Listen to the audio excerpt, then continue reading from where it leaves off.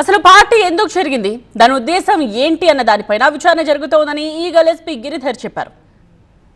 Drugs మరి ఇంకా మనం వర్కౌట్ చేయాలి. ఎవరైనా సమాచారం ఇచ్చారా, ఇతర సోర్సెస్ అన్నీ అనాలిసిస్ చేసి సమాచారం ఎవరైనా ఇచ్చారా లేదా, లేక కావాలని ఫన్ కోసం చేశారా లేదా ఎట్లా చేశారనేది మనం ఇంకా లేదు వాళ్ళు డి అడిక్షన్ సెంటర్కి వెళ్ళాము అంటే మనం ఫర్దర్గా జ్యుడిషియల్ ప్రొసీజర్ ఫాలో అవుతాం.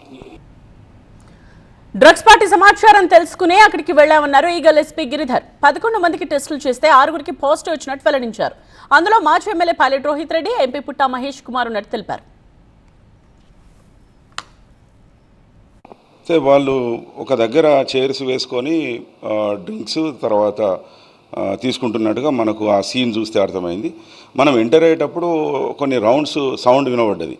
మన ఇన్స్పెక్టర్లకు టీం వాళ్ళకు ఇది టపాసులా లేకపోతే ఇదా అనేది కొద్ది ఒక 1-2 సెకండ్స్లో క్లారిటీ వచ్చింది. అరే ఇది ఫైరింగ్ జరిగినట్టుందని మనోళ్ళు పరిగెత్తడం జరిగి చూస్తే ఎవరైతే నిమిత్ శర్మ అనేటని అతని దగ్గర వెపన్ దొరికింది. ఫస్ట్ అతని కస్టడీ తీసుకొని వెపన్ సీజ్ చేసుకొని తర్వాత అందరినీ పక్కన పెట్టేసి టెస్టులు చేయడం జరిగింది.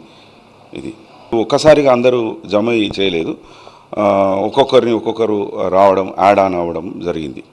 ప్రత్యేకంగా ఈగిల్ ఫోర్స్ని ఏర్పాటు చేయడము, వాటికి అనుగుణంగా మా ఆఫీసర్స్ అని ఇవ్వడము, ట్రైనింగ్స్ ఇవ్వడం, ఇవన్నీ చేస్తున్నది. ఎక్విప్మెంట్ ఇవ్వడం, ప్రతి దగ్గర కూడా నిఘా వ్యవస్థను ఏర్పాటు చేసుకోవడం జరుగుతున్నది. చాలా నిఘా వ్యవస్థ నడుస్తూ ఉంటుంది మాకు.